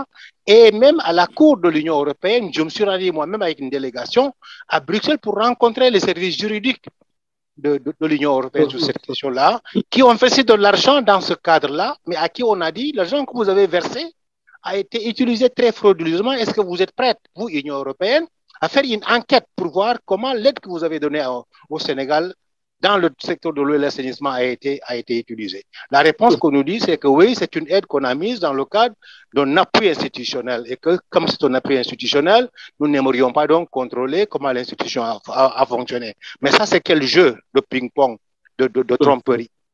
Donc, je donne cet exemple donc pour dire que voilà des exemples concrets. L'autre exemple sur lequel aussi j'ai travaillé, c'est la question de la migration. Pendant 5-6 ans, j'ai coordonné le programme migratoire MED-Afrique qui regroupait l'ensemble des pays de l'Union africaine, notamment en Afrique centrale, en Afrique subsaharienne et les pays du Maghreb. Et là, ce que l'on constate même quand on parle d'aide publique au développement dans la migration, même les refoulements des Africains qui sont pris pour irrégularité dans les pays de l'Union européenne, l'argent qui a aidé à le refouler, le policier qui a été mobilisé, le billet d'avion de ce policier-là est calculé dans l'aide publique au développement. Ça, c'est quelle aide cela? Mais il faut dire aussi que de notre côté, nous devons avoir le courage de nous regarder en face, nous, Africains, qui réclamons cette aide-là. Dans quelles conditions on doit continuer à accepter cette aide? Thomas Sankara disait que toute aide qui ne nous permet pas de nous départir de l'aide n'est pas une bonne aide. Est-ce que quelqu'un parmi nous, parmi les Africains, les chefs d'État, a le courage de dire « je ne veux pas de cette aide-là » ? Tout à l'heure, quelqu'un a dit « est-ce que les bonnes propositions que Chérif Salifié a faites en termes d'alternatives, est-ce que nos chefs d'État osent poser sur la table ces propositions alternatives pour dire à leurs homologues européens, à l'Union européenne, etc., je ne prendrai l'aide que dans ces conditions-là » ? Je crois que non, il n'y en a pas du tout.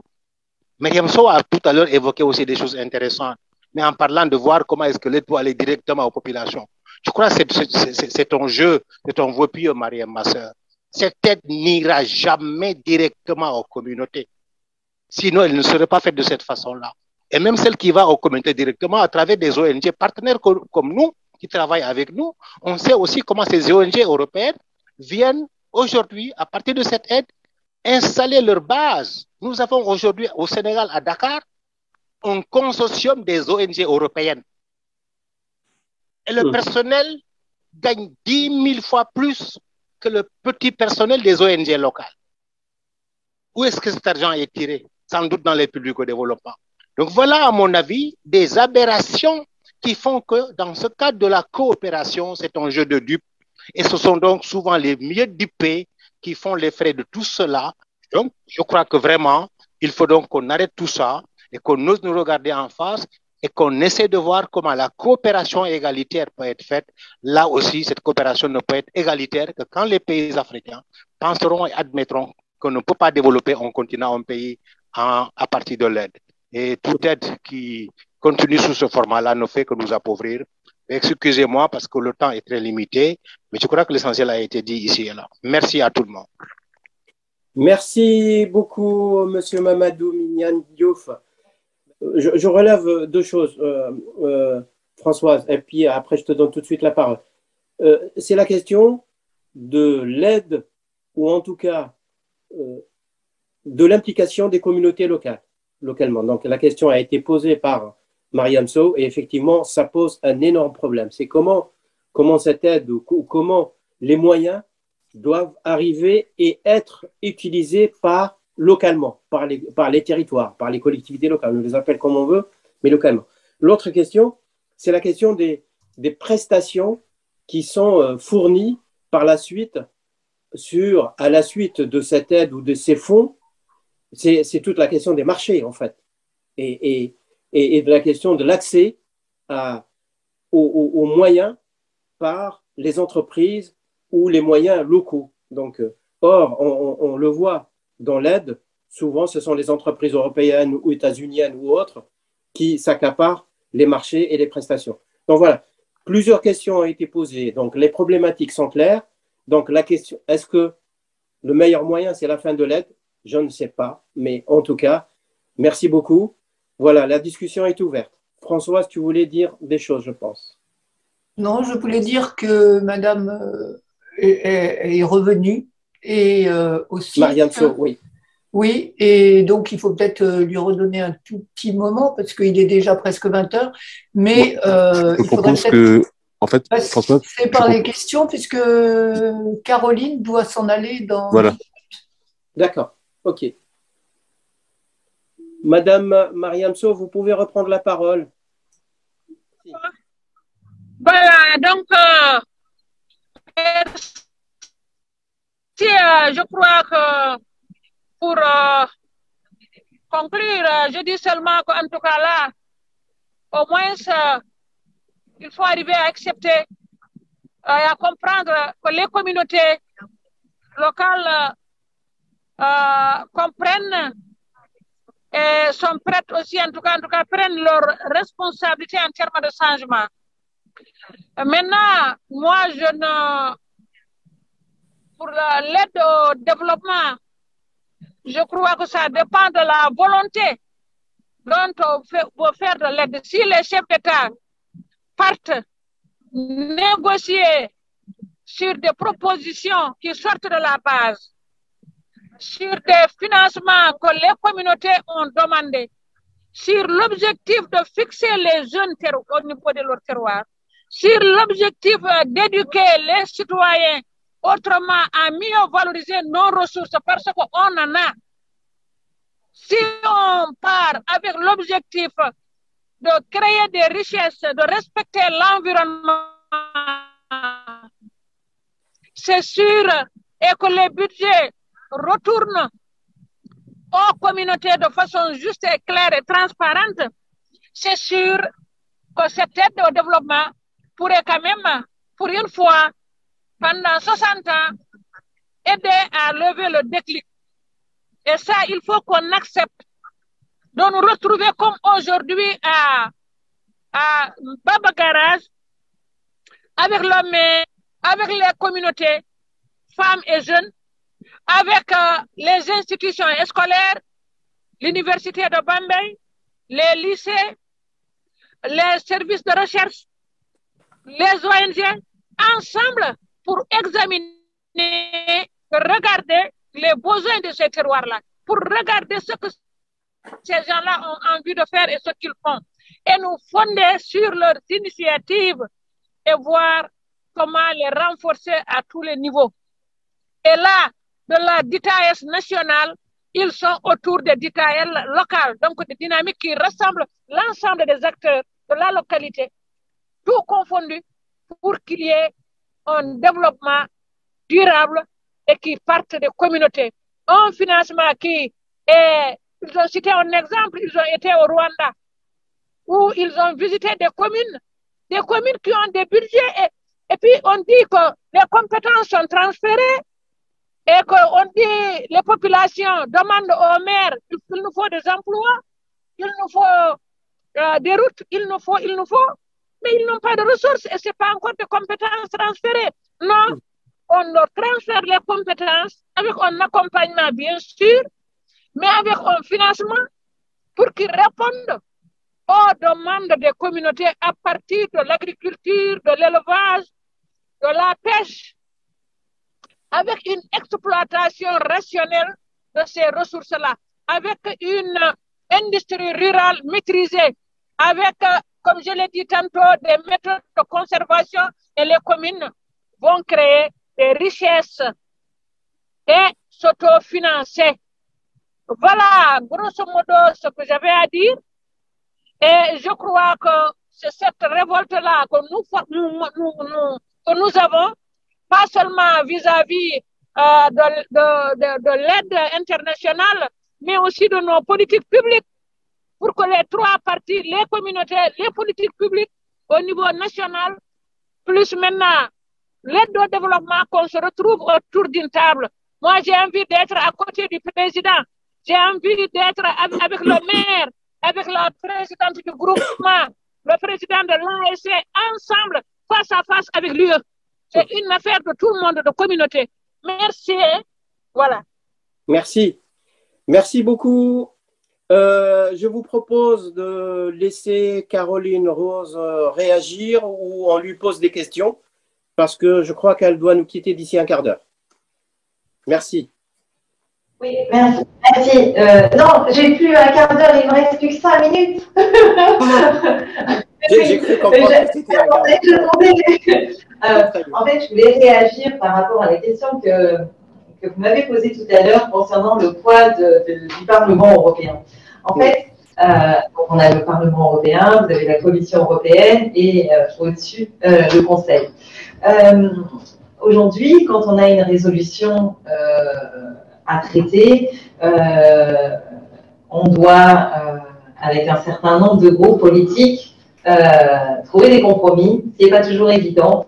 Quoique, en commission développement, c'est un petit peu plus évident, je dirais, qu'en commission pêche, qui est une commission qui est très conservatrice, avec énormément de problématiques de surpêche. Si je prends sur les résolutions, on arrive aujourd'hui à obtenir plus que ce qu'on avait auparavant sur les questions de transparence, sur la question d'implication des communautés. Si je prends par exemple le cas des accords de pêche. Avant de signer un accord de pêche, et si moi c'est ce que je demande, c'est l'implication des femmes.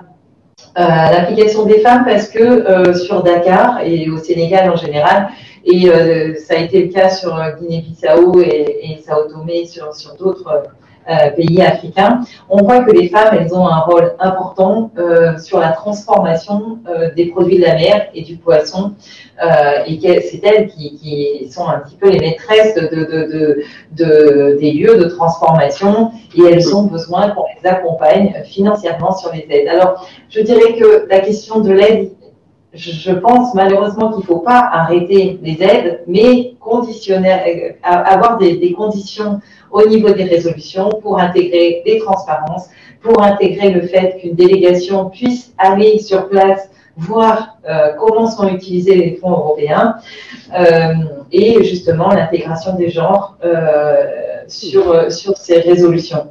C'est d'ailleurs une des raisons pour lesquelles moi j'ai signé contre l'accord de pêche du Gabon, parce que le président du Gabon s'est retrouvé dans une affaire des Pandora Papers, et il était hors de question que l'Union européenne, pour moi, donne de l'argent sur des accords de pêche qui n'étaient pas transparents, où on n'intégrait pas la problématique des femmes, où l'argent, on ne savait pas sur les appuis sectoriels si ça allait servir justement à construire un quai de débarquement pour les communautés locales, ou si ça allait enrichir le président. Donc moi, personnellement, et avec le groupe des Verts, on a signé contre cet accord parce qu'il faut aujourd'hui qu'on ait un maximum de transparence et de contrôle sur l'utilisation de ces fonds. Voilà.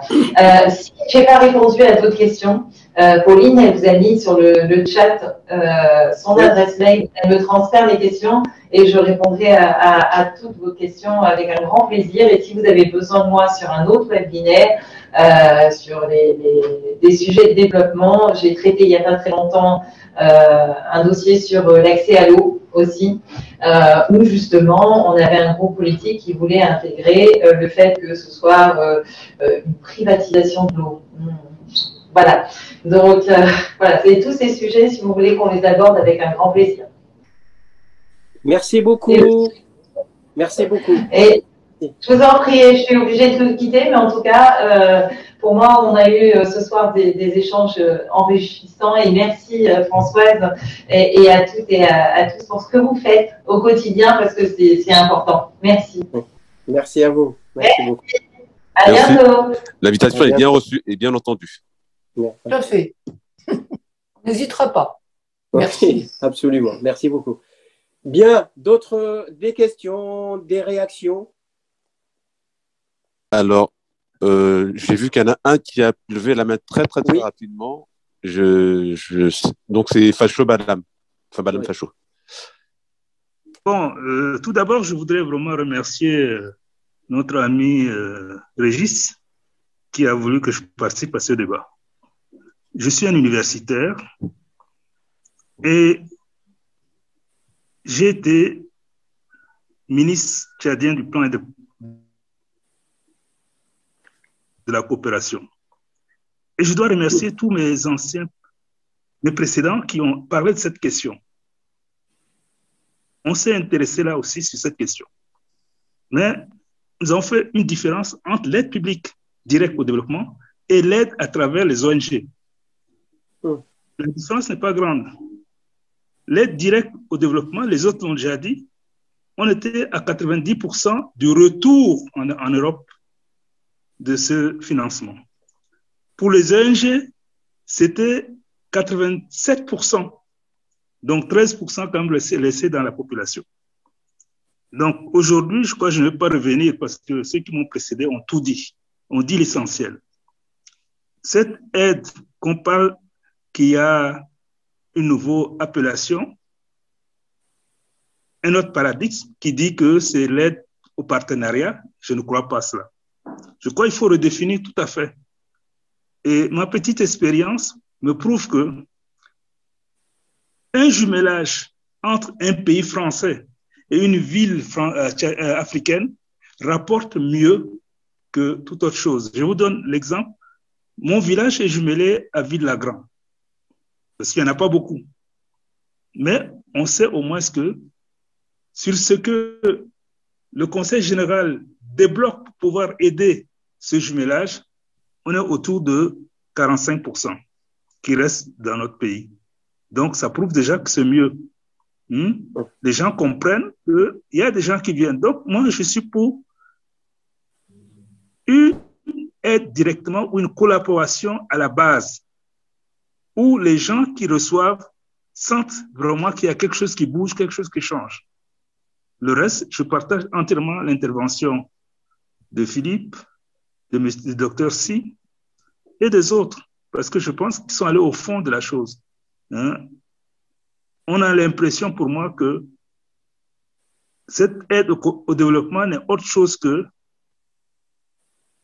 une lutte contre le chômage dans les pays développés pour venir en Afrique et dire qu'on apporte une aide. Pour moi, ce n'est pas ça.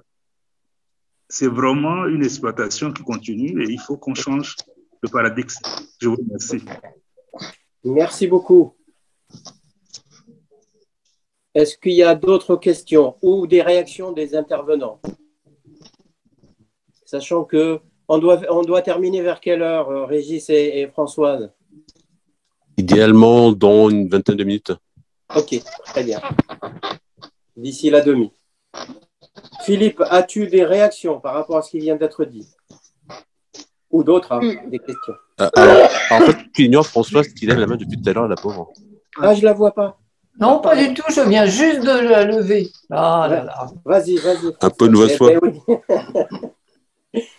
Non, c'était pour remercier tout le monde déjà, mais à l'avance. Mais effectivement, tout a été dit sur le fait que l'aide au développement n'est qu'une hypocrisie et qu'une forme de domination et de post-colonialisme.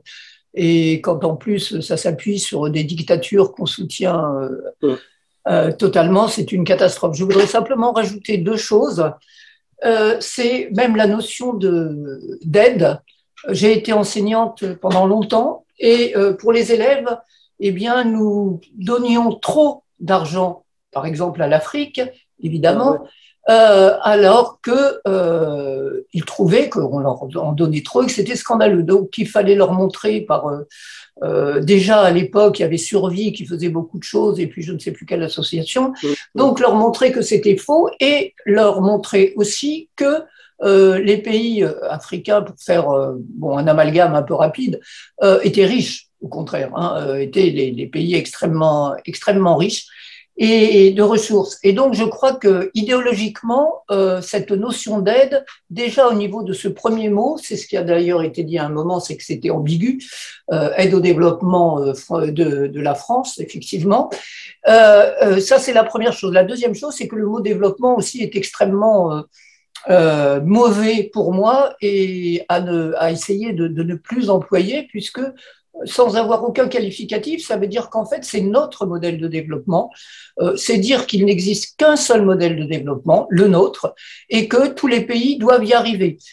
Évidemment, il n'y arrive jamais, puisque, en fait, on ne cherche pas de. Si on prend tous les pays décolonisés, depuis 60 ans, ils n'ont pas bougé d'un poil ou très peu, comme nous l'a dit notre premier intervenant. Donc, je crois qu'il faut absolument. Le vocabulaire, pour moi, a une importance et la manière dont on nomme les choses, comme on dit, est fort importante. Et donc, je pense qu'il serait très, très important d'essayer de travailler là-dessus, parce que, comme vous le savez, non seulement il y a les pays en développement.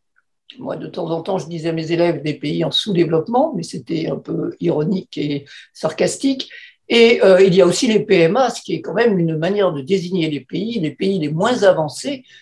C'est d'une violence sémantique extrêmement forte, une violence symbolique extrêmement forte. La dernière chose, donc, c'était évidemment, je partage complètement ce qui a été dit par Madame Sow et puis par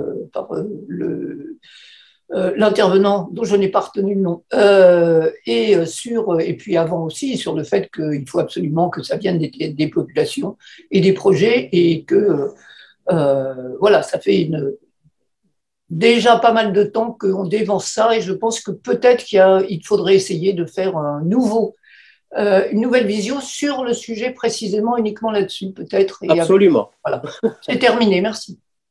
Merci François. Qui voudrait réagir? Philippe, peut-être? Oui, je peux dire un mot. En fait, moi, je me suis aperçu que la solidarité, en fait, ça peut fonctionner, par exemple, en France, sur le plan national. Mais dès qu'on dépasse les frontières, dès qu'on traverse les frontières, la solidarité devient influence. Donc, moi, je pense qu'il faudrait autonomiser une partie de l'aide au développement, la détacher de ce que dit Jean-Yves Le Drian, que c'est un pilier de la politique étrangère. Moi, je pense qu'il faudrait la détacher, parce que c'est quoi la vraie aide? La vraie aide, ce sont des dons à fonds perdus. C'est ça, fondamentalement. Donc, pour ça, il faut prendre à mon avis, prendre cette décision, et tout ça, c'est ancien. Détacher l'aide du commerce extérieur, on l'a dit depuis longtemps. Je relisais la conclusion du rapport Avis 1993, c'est ce qu'on disait. J'ai relu des textes de Postel-Vinet, de Jean Audibert, c'est les années 70-80, le rapport d'Aga Marshall de 75. On a l'impression que rien n'a avancé. Parce que c'est quand même incroyable quand on voit que le Sahel doit importer de la poudre de lait de l'Union européenne. C'est quand même incroyable cette histoire. S'il y a bien une richesse au Sahel, ce sont les troupeaux. Donc là, moi je ne vois pas ce qu'on a fait en 50 ans, 60 ans. De la même façon, le Nigeria importe de l'essence. C'est quand même tout à fait étonnant. Donc moi je pense qu'il faudrait, par exemple, moi j'ai vu un projet de type agroécologique à Kaïdara, hein, ce dont Madame parlait, enfin elle parlait de projet agroécologique. Moi, ça m'a l'air très intéressant. Au Sénégal, hein, c'est un projet au Sénégal.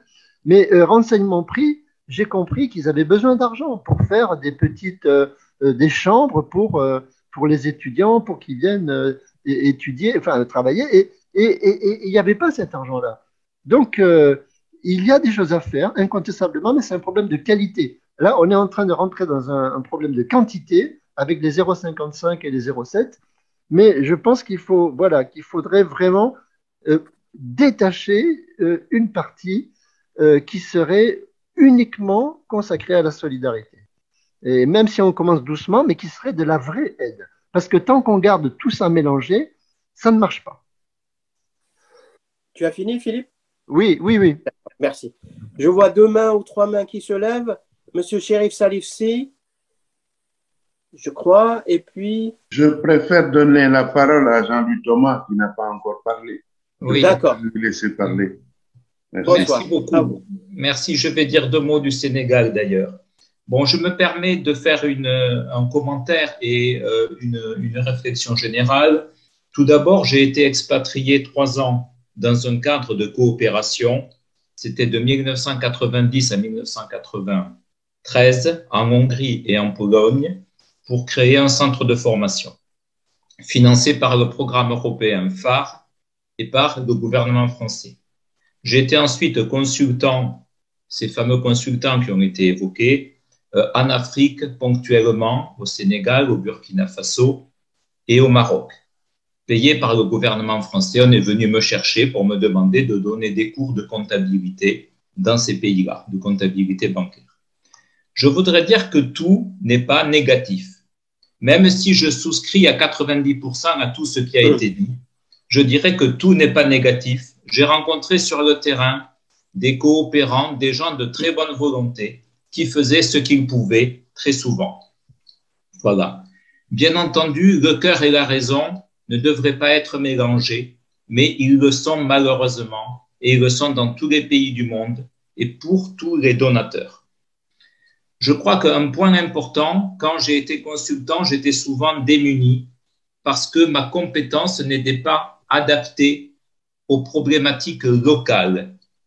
Et je crois que ça a été dit, mais il faut à tout prix impliquer les acteurs locaux à la base, ceux qui sont à la base, qui connaissent très bien le terrain, les impliquer au maximum. Et puis, je voudrais dire, monsieur, vous êtes du Sénégal, je voudrais parler d'autres pays étrangers. Je pense notamment à la Chine. Je pense malheureusement à la sinistre Russie. Je pense à des pays comme la Turquie et d'autres. Voilà. Aujourd'hui, on parle de la Chine-Afrique. Ce n'est pas une légende.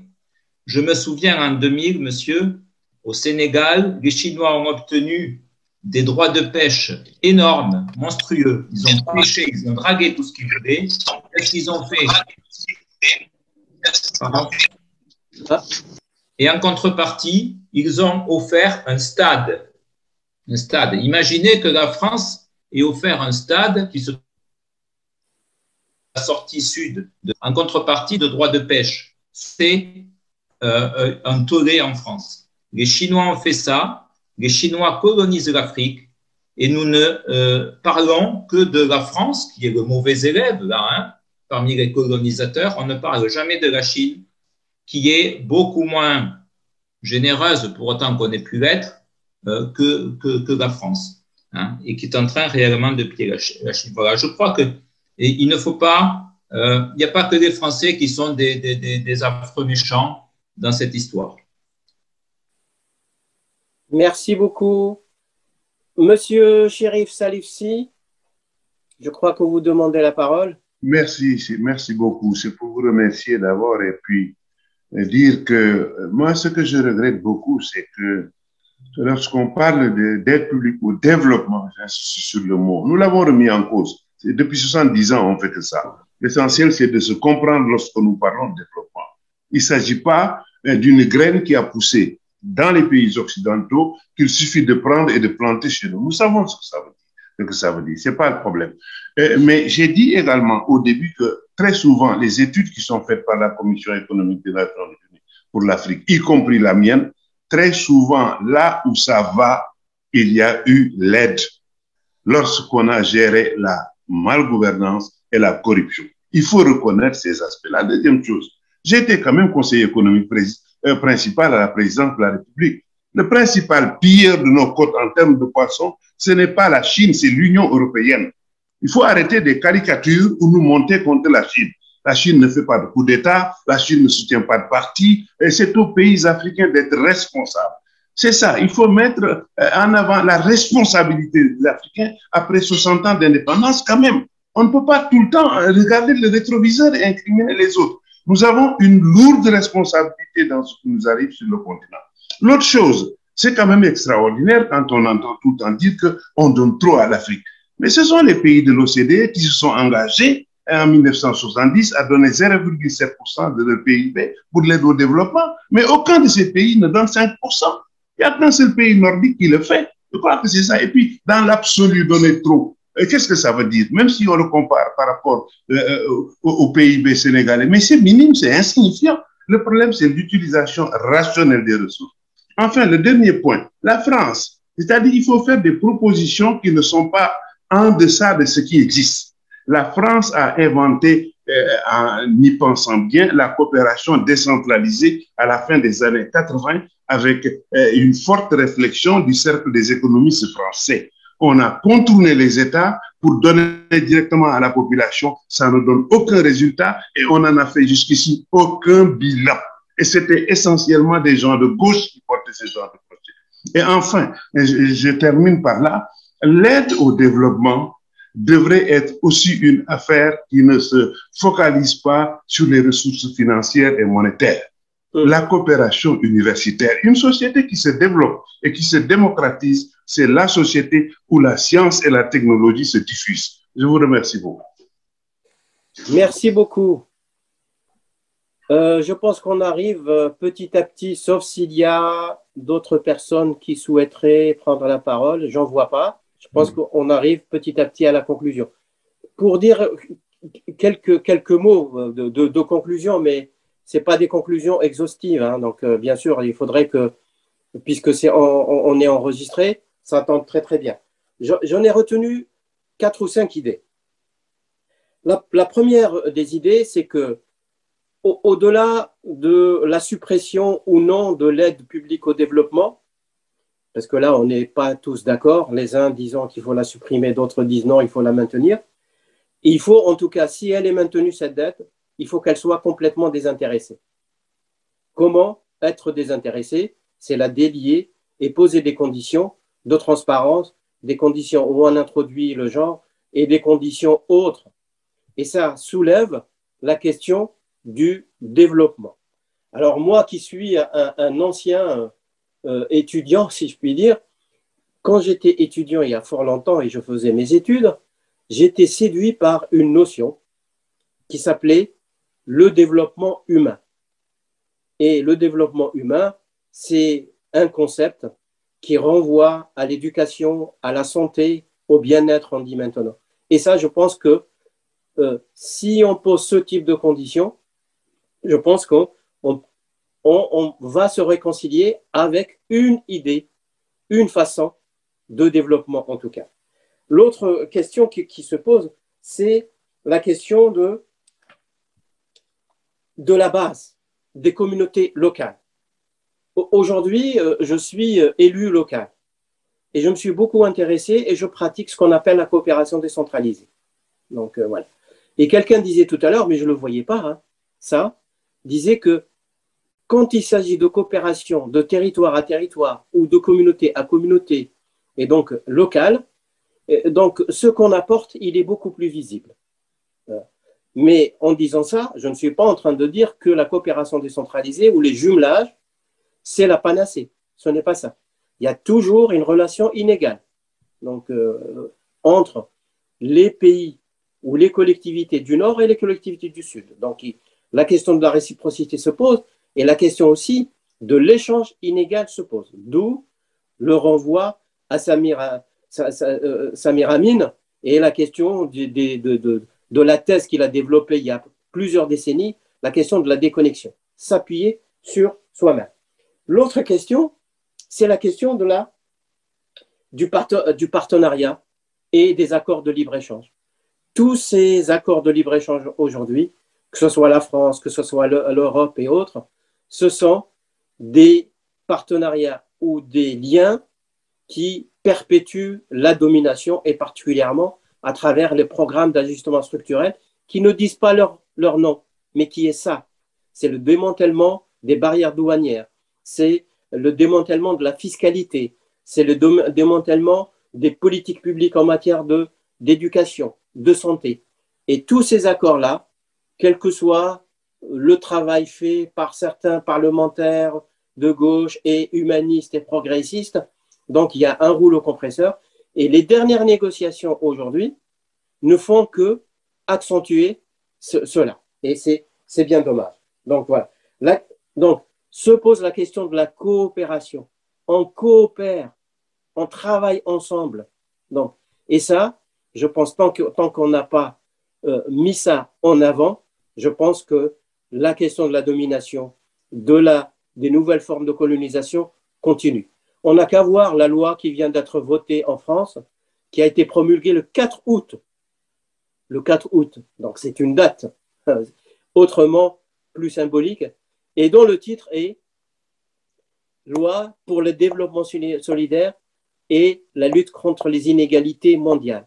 Et quand on lit l'exposé des motifs ou les annexes et les dispositions de la loi, il n'y a rien de tout cela. D'où le problème du discours. On dit des choses et on fait le contraire, ou en tout cas, on fait différemment. Voilà ce que j'en ai retenu. Je ne sais pas si, donc, quel est votre avis, mais ce que j'en sais aujourd'hui, c'est qu'on a besoin de rencontres pour d'autres rencontres, d'autres webinaires, d'autres séminaires pour travailler sur ce sujet-là. Et que 2 heures de temps ne suffiront pas pour embrasser le sujet. En tout cas, merci beaucoup à tous les intervenants. Merci à la Commission transnationale. Merci Régis. Merci Françoise de nous avoir permis d'échanger. Et merci à nos amis africains de loin qui nous ont accompagnés ce soir et qui ont participé à nos discussions et qui nous ont enrichis dans notre réflexion. Merci beaucoup. Françoise et Régis, à vous. Merci à tout le monde. Je crois que tu as très très bien conclu.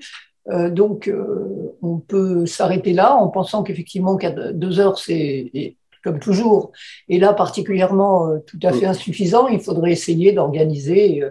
Le confinement nous a empêchés d'organiser des réunions comme ça se faisait à une époque, de 3-4 heures en visuel, en présentiel, comme on dit maintenant. Et il va falloir relancer ce genre de choses. Mais ce que je retiendrai aussi, c'est que je pense que par rapport à il y a quelques années, au moment d'ailleurs non pas de Barkhane, mais d'avant, il y avait plus de difficultés à remettre en cause l'aide au développement, quelque part. J'ai l'impression que quand même, à l'heure actuelle, il y a toujours eu des tas d'associations, hein, évidemment, qui ont toujours critiqué, remis en cause, fait des calculs, montré que, etc., comme l'ont fait nos intervenants là, et avec beaucoup de points et d'informations intéressantes. Mais il me semble peut-être c'est moi qui me trompe, hein, mais j'ai l'impression quand même que au niveau local, il y avait déjà des choses, mais il y a quand même un progrès peut-être sur la vision du monde à ce niveau-là, quoi que j'en ai dit tout à l'heure. Voilà. Je ne sais pas si Elias veut dire quelque chose ou Régis. Alors, peut-être avant qu'Elias intervienne, je ne sais pas, peut-être que Philippe Marchessin peut dire un dernier mot.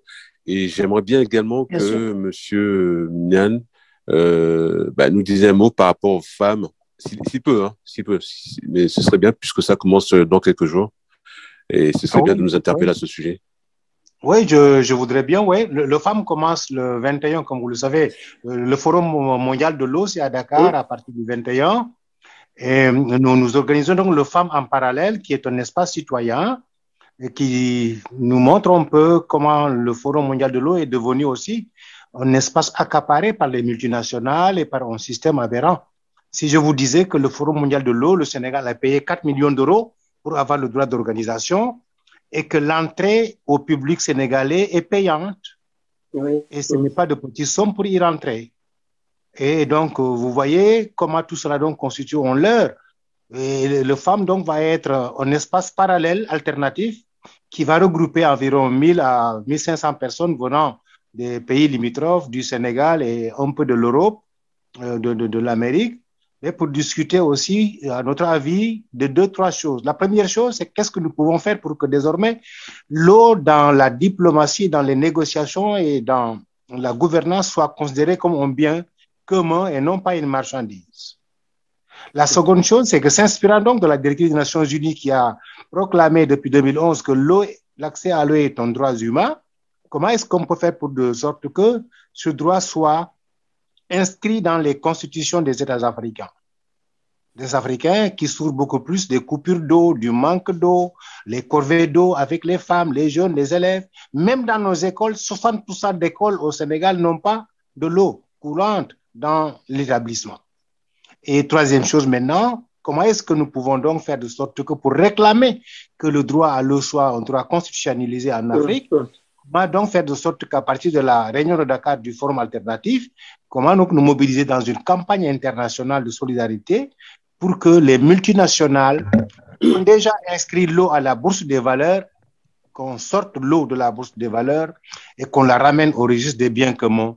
Mais cela, ça va nécessiter donc une grande mobilisation.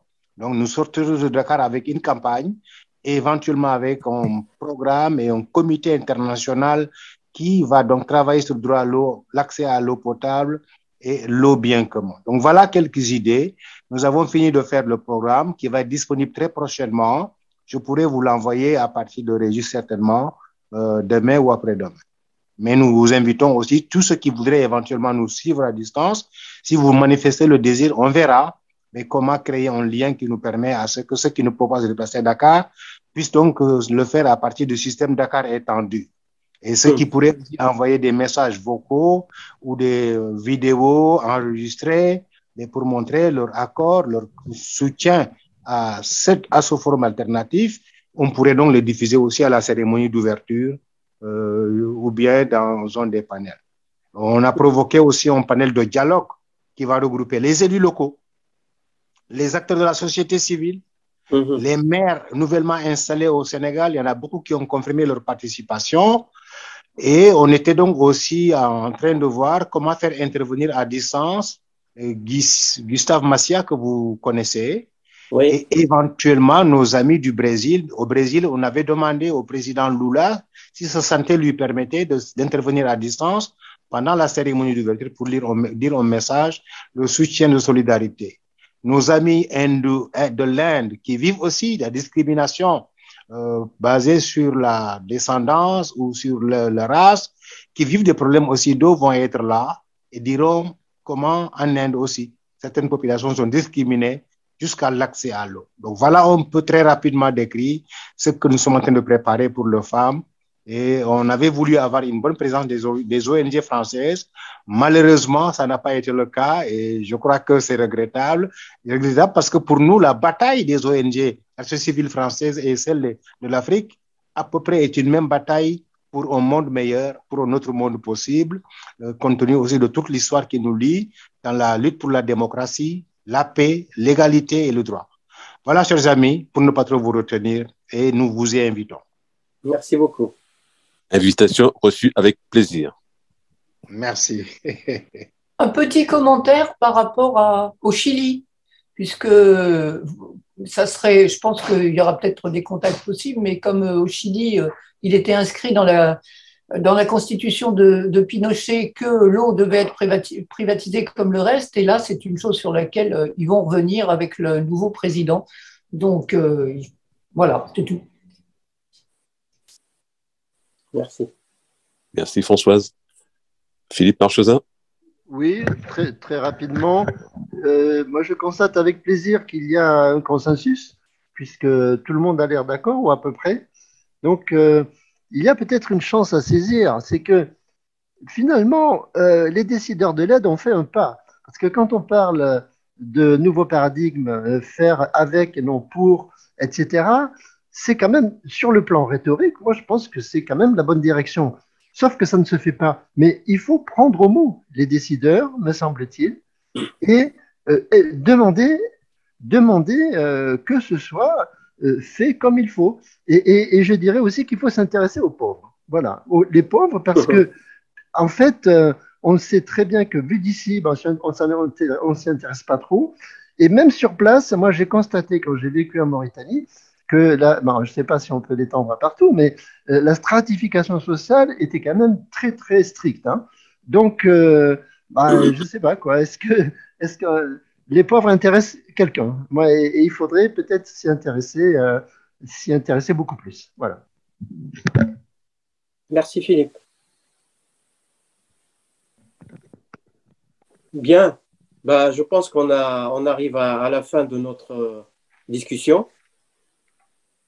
Françoise, je te cède la parole pour dire au revoir à tout le monde. Voilà. Merci beaucoup. Nous avons déjà conclu, donc on peut s'arrêter là. Il est 20h presque 40. Bon, je vous souhaite beaucoup. Une bonne soirée. Bonne santé à Philippe qui a eu le courage de venir quand même. Voilà. Ouais. Merci beaucoup. Merci. Oui, avec merci à tous les intervenants de votre participation qui n'était pas forcément toujours simple. Hein. pour Madame Sceaux, par exemple, et nous espérons bien continuer à avoir des échanges de ce type et même plus si on peut faire en présentiel puisque nous avons des journées d'été et qu'à la limite, il faudrait voir si on ne peut pas organiser un atelier sur ce thème. Voilà. Merci.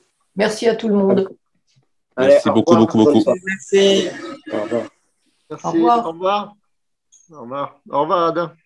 Au revoir Philippe. Au revoir tout le monde. Au revoir Françoise. Au revoir Régis. Merci. Au revoir, Ada. Merci beaucoup. Merci, à très bientôt. Merci. Au revoir. Je coupe dans 5 secondes. Allez. Au revoir.